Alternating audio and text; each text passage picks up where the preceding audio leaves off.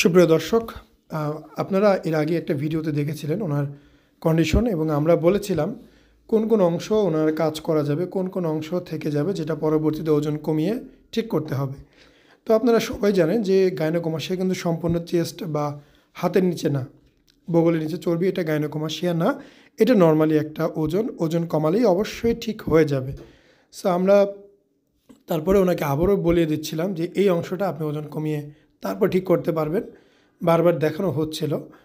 So আমরা সব সময় চাই একজন পেশেন্ট আগে জানবে, বুঝবে, দেখবে, এরপরে সে কি করবে না করবে তার একান্তই ব্যক্তিগত সিদ্ধান্ত, সেটার উপরেই সে থাকবে। আমরা কতটুকু পারবো সেটা ওনাকে আমরা দেখিয়ে দিব। আসলে এই ধরনের গাইনোকমাসিয়াগুলো আমি সবসময় পরামর্শ দিই, আগে ওজন কমান, এরপরে চিকিৎসা করেন, আপনার জন্যই ভালো হবে। তবে আসলে পেশেন্টরা বলে যে ওজন কমাতে গেলে আরও বেশি এটা ফুটে ওঠে, দেখতে এর জন্য খারাপ লাগে, এর জন্য ওজন কমায় না, বাড়ায় রাখে। তো আপনাদেরকে আমরা সবসময় বলবো যে ওজনটা কমান, তারপরে অপারেশন করেন। আর যদি মনে হয় যে না সম্ভব না, আগে অপারেশন করতে হবে, ঠিক আছে, যোগাযোগ করবেন, অপারেশন করা যাবে। তবে সাইডের যে চর্বিগুলো আছে ওগুলো থেকে যাবে, পরবর্তীতে যখন ওজন কমাবেন তখন কিন্তু কমে যাবে।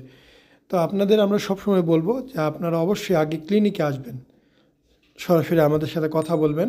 আমাদের এখানে রেগুলারই অপারেশন হয়, পেশেন্টরা থাকে, দেখবেন, কথাবার্তা বলবেন, প্রয়োজনে লাইভ অপারেশন দেখাই দিব।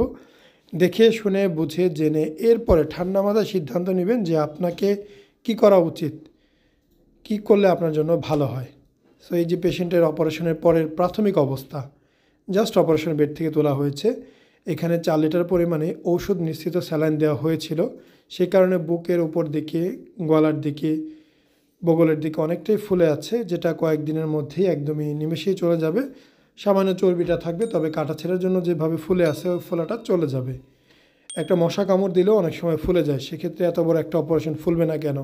দেখতে পাচ্ছেন সাইডে বোতল ভর্তি চর্বি, যে হলুদ অংশটা দেখলেন পুরোটাই চর্বি। সো অপারেশনের সাথে সাথে আমরা পেশেন্টদেরকে ওয়াশরুমে যাওয়ার সুযোগ করে দিই।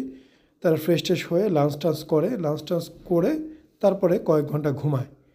তো অনেকেই বলে যে অপারেশন করলে অসুস্থ হয়ে যাবে কিনা, পেশেন্ট হাঁটতে চলতে ফিরতে পারবে কিনা। তো তাদের জন্য এই প্রমাণস্বরূপ ভিডিওটি।